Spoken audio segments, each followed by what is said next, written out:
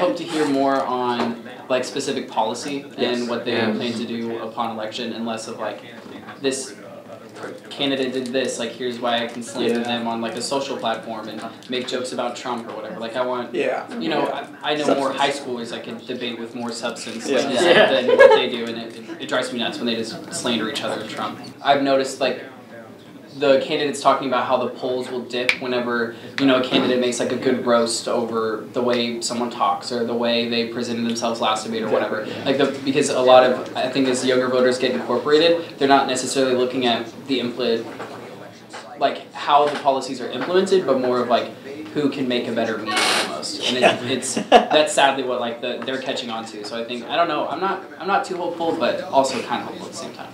I think what I want to hear the most, one of the things I want to hear the most is really Biden just kind of explain like why we can rely on him is one of the things, because I used to kind of like really follow Biden, and then all these things came out about like whether we can really like rely on him with all of the things that we're like really actually looking for if we were to elect him, what he would be doing in office for those 4 years. So I think I wanted to kind of elaborate on some of the concerns that have been brought up in the media against him. So you were leaning towards Biden? Probably what, up until like a month ago? Yeah, you know, maybe a little earlier than that, but like, yeah. Was it after the impeachment inquiry that kind of changed your mind?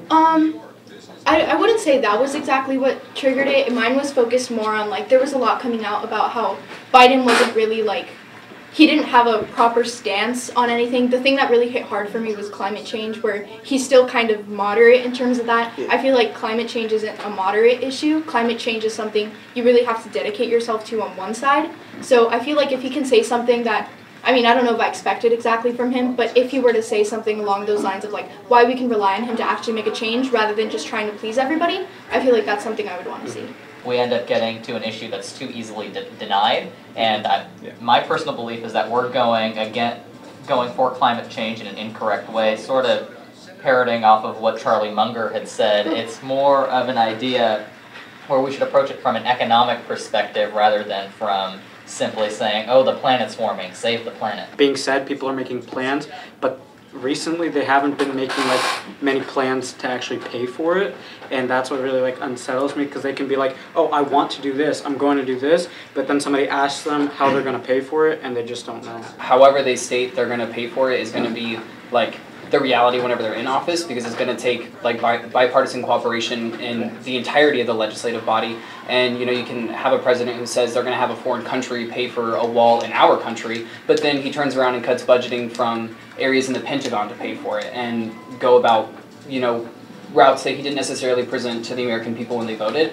So I think we have to take everything they say in regards to how they're going to pay for it with a grain of salt, because again, it's not completely dependent on whether or not the candidate wants to do it this way or this way. It's also dependent on the senators and the representatives. Yeah, definitely, but I'd like to see that they thought about it. Yeah, exactly. How O'Rourke is going to stand in like the buying back arms from citizens. I know that that was an intense situation. I'm interested to see how the other candidates are, if they're going to take as aggressive an approach as him and kind of support him and reshape how the Democratic Party as a whole fronts the issue, or if there's going to be some tension between how they're going to go about like the arms situation. There have been moments like in the Ukraine, when the Ukraine topic was like popping up, like the whole issue was around what Biden did, not, it shouldn't have been more like Trump made a phone call, but rather that he did something bad when he was in office, and I think somebody should look into that. They all want to talk about how we need to eliminate the polarization of the parties and how our two-party system is beneficial except when it's this polarized, but he's one of the few that have actually worked on both sides of the aisle in many different situations.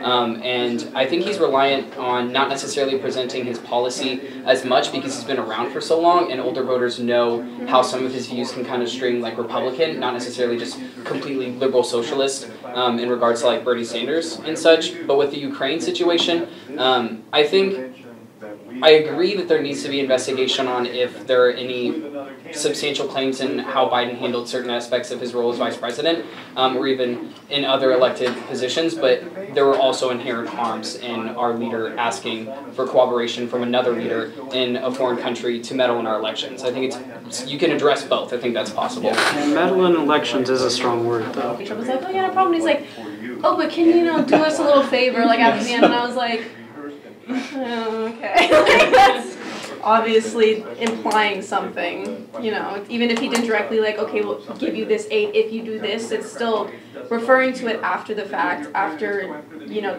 having a conversation about the aid, being like, oh hey, but can you do it, you know what I mean? It's very suspicious.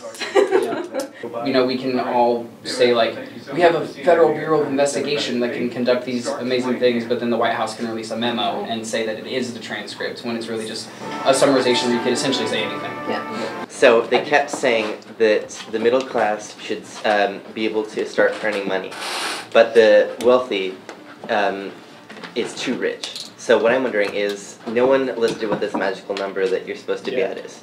How are you supposed to get to that number and stop earning money? That's not possible. You can't stop earning money. I think they made it pretty clear in regards to the amount of money a regular citizen should have. In like when they were talking about lowering the inequality, what they were talking is like they said it very clearly in the 1%, like 1/10 of the top 1%.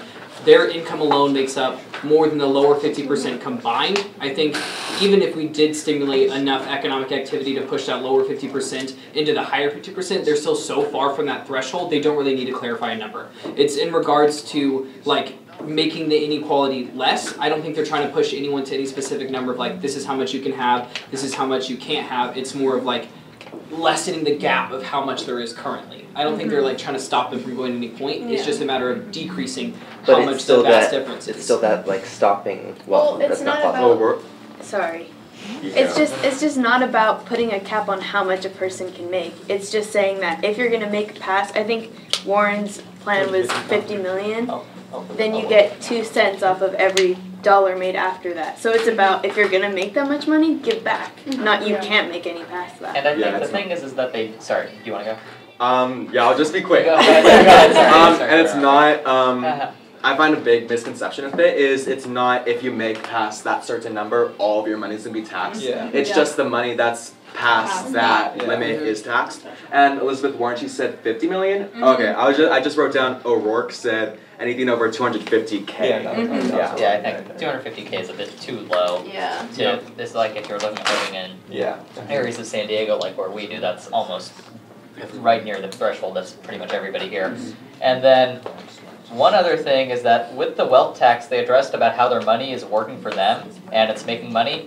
That's how the economy is built, right? They're investing in new ideas and new companies. I mean, you take a show like Shark Tank and you see something that's popular. They're putting their wealth to use by creating new companies and getting more people more jobs. That's when they say their money is increasing money on its own. It's helping everybody, not just them. And by increasing a tax, I believe that government would actually do a much worse job at creating new ideas and motivating innovation than private individuals who have been successful on their own and invest in companies and ideas that would actually make money in the future and improve our lives. I think the issue that they have with the regards to like investing it back into their own company is that's not what they're doing. Like Amazon workers went on strike for 3 months to be paid, I think $5 more on average per worker, and instead of doing that, Amazon ran a campaign for a movie that they funded and spent $9 million in LA alone to pay for gas to make it like it was the 1930s and that's how much you were paying for. Like that's not investing in their own company, that's expanding like how much control as a monopoly they have in regards to now the movie media outlet, not only in online shopping as well. I think what they're talking about in regards to like buying back their own stock, they're setting up insurance that their company keeps getting richer, but they're not actually doing anything to benefit workers. I think that's the inherent issue. What's Amazon's profit margin there? In which regard? Like from what they had their net income over the past year was only $3 billion. They raked in about $72 billion last year, and over that they made only $3 billion. And if they put $5 for every worker, I believe they had about, I think 300,000 employees. If they gave every employee about an extra $5, there goes your $3 billion profit margin, and they can't reinvest that in their business. But it's gone.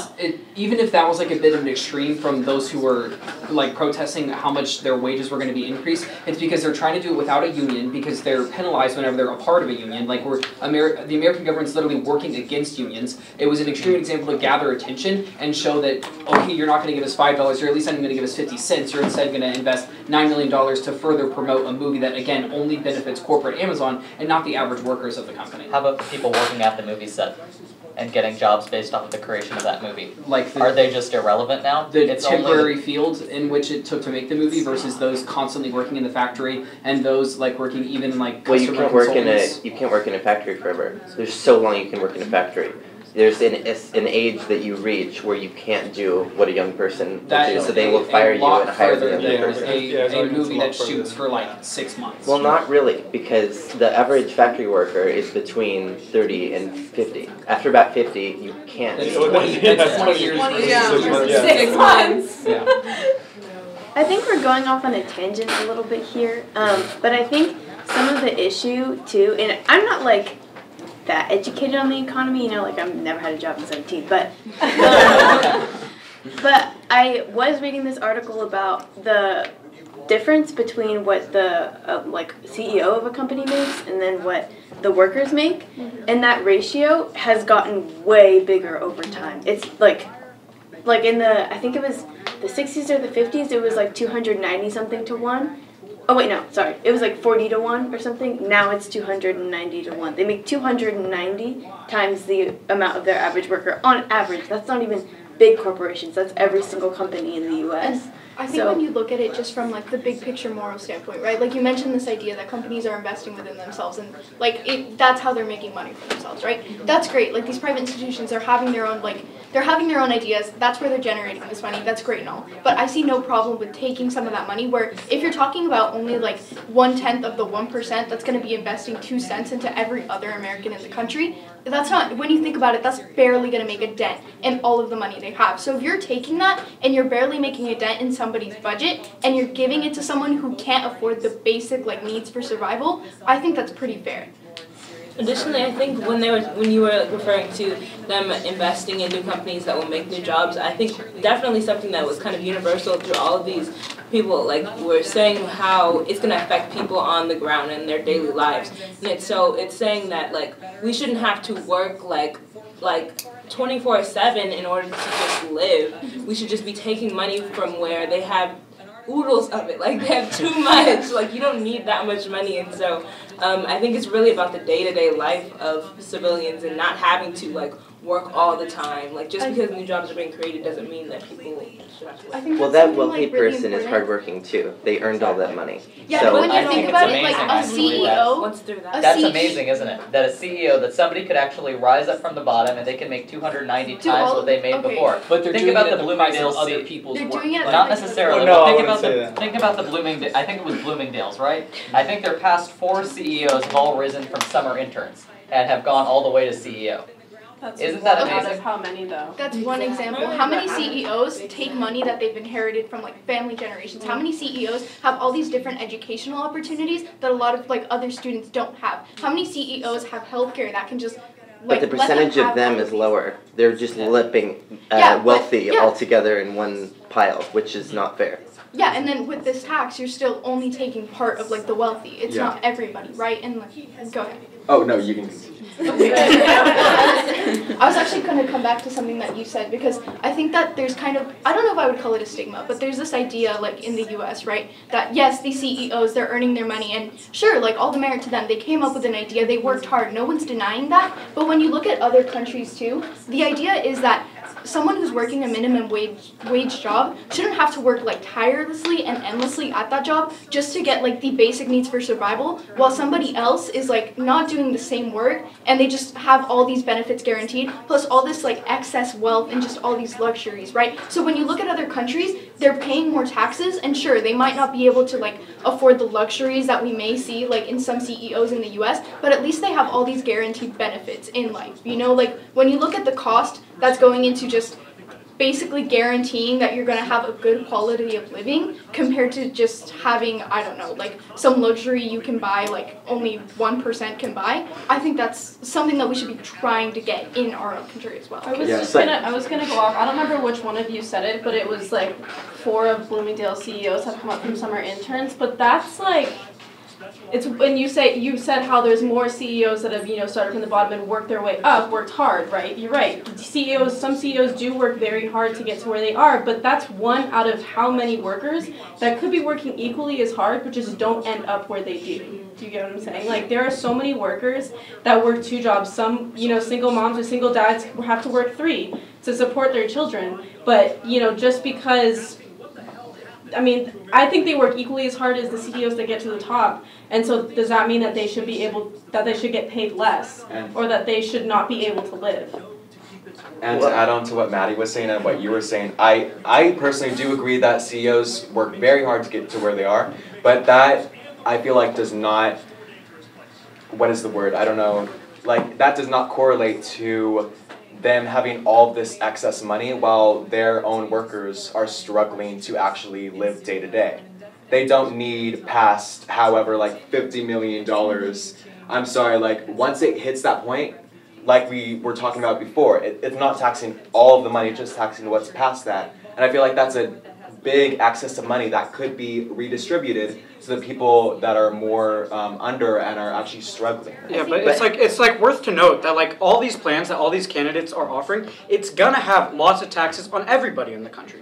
But like into welfare programs and in healthcare specifically, when we look at other countries, how we do it, like in the UK and stuff like that, when they have socialized healthcare, they have all their richest people coming to the US for private healthcare. Why would we have such a program where rich people and other people who can afford the luxuries from other countries, why would they come to the U.S.? I agree. One of the reasons I support Biden is because I do agree that people should be able to keep their private health care if it's really good. Like, for example, like my boyfriend's family, they're decently wealthy, and they have really good private insurance, and they don't want to give up their insurance to go on a government program, and I understand that. I think that's reasonable. If, you know, you have a job that gives you insurance and gives you the option to pay for good insurance, you should be able to have that insurance. But, like, recently, like, my mom got laid off, and so basically, like, we didn't have insurance, and I wasn't able to see a doctor, or afford to see a doctor for, like, a year and a half. So I do think that, yes, people, you know, like you said, like, there should be the option for a private industry, so people, like, wealthy people can come over, or wealthy people in this country can pay for it if they want it, but people that don't have jobs that give them insurance, or that can't afford it, they should also still be able to have health insurance. But this quote-unquote free insurance, it's not free.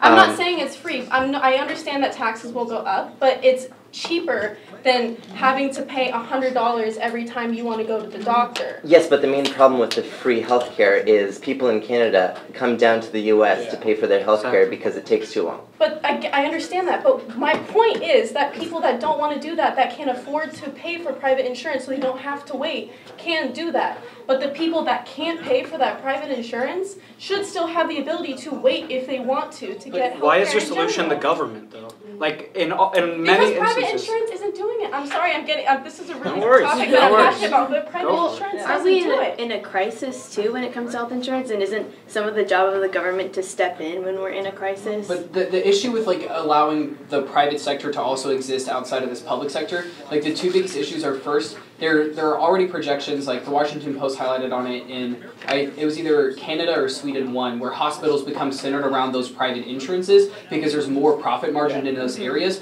So then you get into areas, you know, where that income gap again becomes relevant, where hospitals are going to be centered around these private insurances only, so then you have to travel even further to these like public health ones where that's where the insurance is specifically located around. And then you get into the issue of the racial inequality that we see.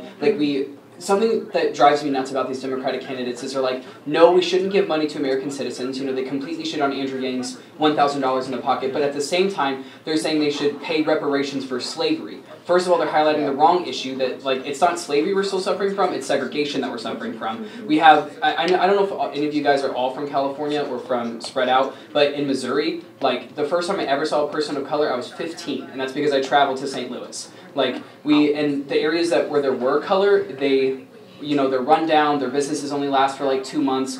The reparations that they're talking about in regards to giving any money to any like group of Americans is a terrible idea. But investing in infrastructure where we still have these communities completely isolated based off color, like those communities would only be further hurt if we allowed a private sector in health insurance to thrive on top of like a public one. We either have to, it's not the lesser to evil necessarily, but it's like we either commit fully to healthcare for everyone, or we allow the current system to continue wherever it's going. Something else with that is that we do have a public sector and a private sector at the moment. It's called Medicaid, and it's not working at all for the majority of Americans that have it. It's not developed enough. It only, focuses on the very basic. Elizabeth Warren said that 2/3 of people that go bankrupt from medical bills and such actually have health insurance. Because the system that we have isn't even helping those people that actually need it, or just the average American who, gets burdened by those bills. So in terms of like having a public sector and a private sector as a system doesn't seem to be working now. I don't see why it would work in the future ever, especially because this issue is getting worse. And also, if we have a private sector that people are investing into, instead of, paying more taxes for, extending the public sector so that everybody can have it, that only ensures that the public health insurance will only cover the basics, because only some people are, paying the taxes that invest into it. If all of us did, instead of, paying for the private health insurance that we have now, then it would cover even more of the basics. It would cover mental health, women's reproductive rights, all of those things that are really needed that not everybody has access to because they can't pay for private health Well, insurance. also when you have this free healthcare, you have the problem of, I forgot what I was going to go at that point. That's okay. And like, the talk about Medicare, I think that's something that the Democrats don't hit on enough. Like, another thing to bring up Missouri, like I lived, whenever I calculated after moving out here, like I lived like 80% below the poverty line in Missouri, and I'm literally only alive because my mom got disability for being deaf, and my dad got like unemployment benefits from the government or whatever, and I saw firsthand how, and I've learned that a lot of people here don't get to see it just because of like, how many people are in San Diego and how much the income is like higher, the minimum wage and stuff like that. I saw firsthand how much I had to work to like put food on my own table after I moved out of my parents' house. Like I had 2 jobs, I worked in a management at Sonic. I see how raising the minimum wage doesn't just work, because whenever we saw a 40-cent increase in the minimum wage in Missouri, like then the burden fell on me as management, because now I have to make labor per corporate standards. So now I have to like cut hours for people, so they're getting paid more when they're there, but they're there like 10% less because we don't have the labor to make up for it. In regards to Medicare, like they talk about increasing it $200, but we don't have extra provisions to, like I watch my parents spend that money on drugs instead of food, and I hear stories of other families spending on drugs instead of food, and they're not talking about reworking that so the money that's actually going out is being utilized in regards to the Medicare, or the aid from the government. They're just talking about giving more, but not reworking the system that's already existing that isn't working, if that makes sense. And none of the candidates are talking about that. And that's why like whenever we go like, who are we going to vote for? It is so difficult to find who's reworking the policy, who's putting a new policy, and who's like eliminating a policy and where it benefits the most. I remember I was going to go with that now. The main problem with the free healthcare is the insurance companies keep raising their prices because they're promised the payment. And it's just going to keep going up and up and up, and we're going to continue to have this problem.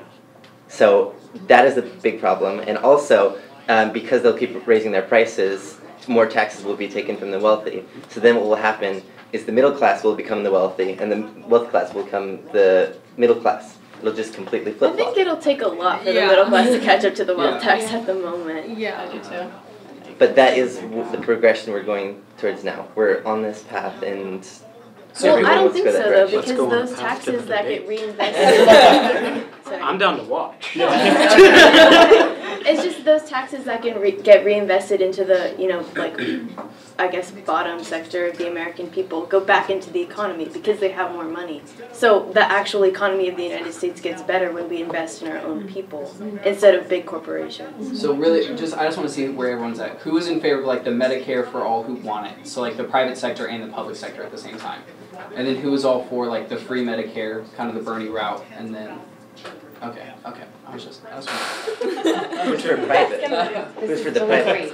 What can I say that a point was brought up earlier from you with the UK and Australia getting rid of their guns and a rise in stabbings. But the thing is, you can't stab 30 people in 30 seconds. You can't stab 21 people in a period of 32 seconds. And back to your point about how, yes, someone was there to stop them, and that's great because they did have a gun. However, if it wasn't there in the first place, 21 people wouldn't have been injured and 9 people. I just think it's hard. I understand that it was a But his point is great there because guns don't kill people. People kill people. Yes, but the way that people kill people. People find a way to die. People run over people on the streets and how quickly trucks. someone can die. Why are you acting like that? Yeah, okay, yeah, people run over. Okay, yeah, you can argue that anybody can kill anybody with any object. Like, I could use a pen for, like, a mall than with any other object. That's okay? not the reason the Second Amendment was created. I'm not for the Second Amendment. I'm not for the banning of all guns. I do understand your point about how guns can be helpful, and I do understand that people do like to hunt. I have family that like to hunt and that shoot bighorn sheep. I get it. It's fine. But I think that nobody needs to have an AK-47 or an assault rifle. It's not necessary. I don't understand. I mean, I'm not a hunter. Maybe they do use them. I don't know. I'm sorry.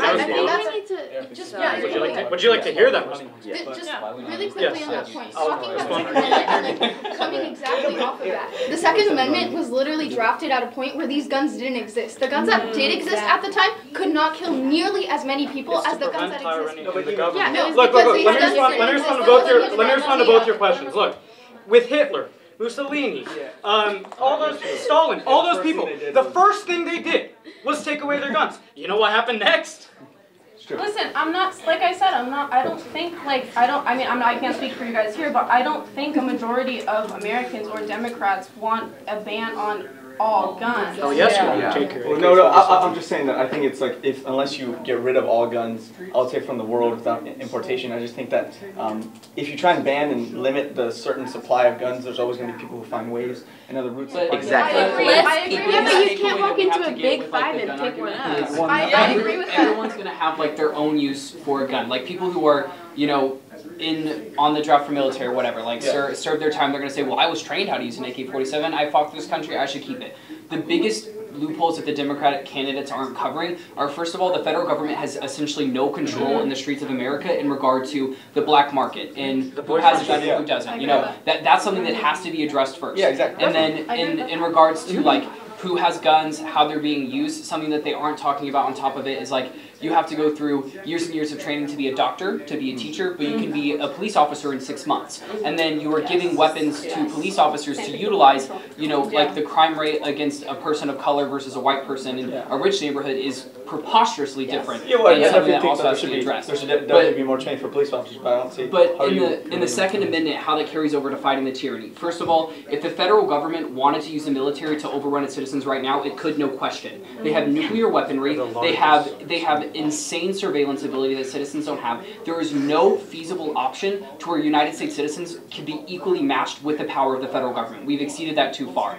But in regards to like protection of citizen to citizen, you don't need an AK-47 to protect against citizens. A pistol does just fine. That's not what they're after. A hunting rifle is important for population control. If you want to talk about the environment, talk about how like hunting helps regulate certain areas of our ecosystems all across the United States. We're all going to have very like strong opinions of whether or not citizens have guns, so you just look at the biggest issues. The biggest issues are like the crimes against people of color all across the United States from police brutality, increased training. The amount of illegal weaponry in the streets, not even just legal obtaining of AK-47s, but the illegal ownership. St. Louis, a city 3 hours from where I lived in Missouri, has the highest gun rate in the state of Missouri, and it's the top 10 in the United States. Why? Because there's nothing in the streets that are keeping people from this illegal like gang activity and stuff. But people are always going to work really hard to get things illegally. Exactly. Slavery was still occurring even after it was legal because. But it eventually got weeded out once the federal government cracked down on it. But the thing is, if you illegalize it, it will not be as easy to get an AK-47 as it is now. But how do you protect yourself from the person who illegally got it? You have a pistol, like he said. Like I said, I'm not saying that people now are being killed by AK-47s because they don't have a gun. They're not going to have a gun either way. Because if you notice, all the weapons that were used against the mass shooters, they weren't AK-47s as well. Yes. They weren't school resource officers that had an assault rifle strapped to the back. They were the pistols that we're advocating to keep. At the same time, the number one weapon used in mass shootings was a pistol. So I just don't see how. Where's that from? A mass shooting is anybody above 3 people, I believe, and then that would be pretty simple to do if you're looking at a semi-automatic or a small pistol. I mean, you could shoot 3 people. And Beto wants to ban everything. He wants not everything. Semi-autos, automatics, AK-47s. He said it on video that he wants to ban not just the ones that kill people, but just guns that we can use for other reasons. But you can make nearly any gun a semi-automatic by making some changes. Most people don't understand that. But like what New Zealand did, because people kept bringing up that argument and they were beating a dead horse of saying, well, if you get rid of this gun, you can add a clip and make it basically the same thing. You can do it this way. They just said, okay, that's an option. Let's ban that too. Like they reached a threshold of how many bullets can be released from your gun in a second, how like the firepower behind it, and they set that ban and they stuck to it. And then every time a loophole popped up, instead of saying that's an option for them to get around, they say, oh, that's an option. Let's do something about it. Instead of just throwing their hands up and saying, well, the black market's running around. I have 2 main issues with the framing of every single gun control debate that I've ever been in or seen on TV. And one of them is that it doesn't take into consideration the culture that we have in the United States, which is a really dangerous and violent one. Statistically, we have third world statistics when it comes to gun violence. We have 80 guns to every 100 person. Every 100 people. The only other country that comes close to that is Yemen. And they're like 48 to 100. We're also in a mass incarceration stage right now, and that's not okay. But we also have one of the largest populations, so that's not a good. No, they do it per capita. 80% is 80 divided by 100 is 80%. That 48 divided by 100 is 48%. It's a ratio. It's not based on population. But mass incarceration. Another thing is something that Philip brought up, which is the fact that mass shootings are definitely what media likes to use to use as a cover of like the gun control debate and the issue about gun violence, but that's not where it is. That's a big issue, and it has a lot of links to other things like white supremacism and hate crimes and that kind of stuff. But a lot of the issue is in South Central LA, Chicago, Detroit. Please don't pull white supremacy into this. This is not part of the conversation. It is absolutely. No, it is not. When a white kid walks into a black church and shoots them all dead, are you kidding? That is not part of. The El Paso shooter literally came out with like a letter that stated specifically, "I am shooting for Hispanics." I think that's when white supremacy comes into the table. Because when you're saying that you're shooting specifically for a single race, I don't think that's like, we can't ignore that. White supremacy? We definitely cannot ignore that. What does the color of your skin matter to whether or not you're going to get a gun? No, it's not. No, that's not she's making. Exactly. It doesn't. I was just trying to say that that's a factor when it comes to mass shootings. But some of the issue isn't mass shootings. It's poverty. It's gang violence. It's I need to do this to make money. I need to join a gang to make money. And I shoot people in areas where people of color are at the highest concentration. Right, exactly. It goes back to that the Democrats talking about reparations and paying for segregation, but they're not doing anything about the most violent communities that aren't segregated by law anymore, but by social, like almost like a social contract theory that was enacted by the exact ideologies that were in place with segregation. When you say white supremacy doesn't have an issue, if you look at the amount of gun violence in an area of like, you know, San Diego and the neighborhoods where the white population is higher than those in, you know, North Carolina where the black population is higher, the amount of like gun on citizen violence just at the presence of a gun is insanely higher. That's why like the white supremacy does play a big issue, because in these areas that they talk about wanting to fight for and wanting to protect, they're not addressing how the police brutality isn't actually solving the loopholes of how guns are being illegally passed through gang activity. It's instead of saying how many of them can we kill for having a gun on them. Like that's where the white supremacy comes about. But there's more European people with European descent in America. So to say that there is white supremacy because there are more white shooters is not. Yeah. So I think like what Phil was talking about, more like it's just a factor in it. Not saying that like necessarily the exact cause. And I mean. Yeah, so I think they're leaning towards that. And definitely, I do think we need to focus on it, even though it's not necessarily the whole thing. Now, obviously, everyone can agree that not every mass shooting is based on white supremacy, and white supremacists are a minority in the country. But even then, it's still a problem that we. And even the way I respect your point. I don't agree with you. But like the way the media presents it is like, so if I right now as like a white citizen had a premeditated murder for 2 people, that's me being a murderer. I don't get to claim mental illness. It's nothing like that. But if I were to shoot 34 people and have the exact same like premeditated approach, then it would be a cry of mental illness and how we have a mental illness problem in the United States. The reason why that's so different is because now, like, if you have like that mindset of murder and, you know, like I want to kill people, you literally get off easier if you kill more than 5 people where it's considered a mass shooting, because the media portrays like we have an issue with mental health, like that's our issue. When no, it's the exact same measure someone took to kill 4 people versus 32 people.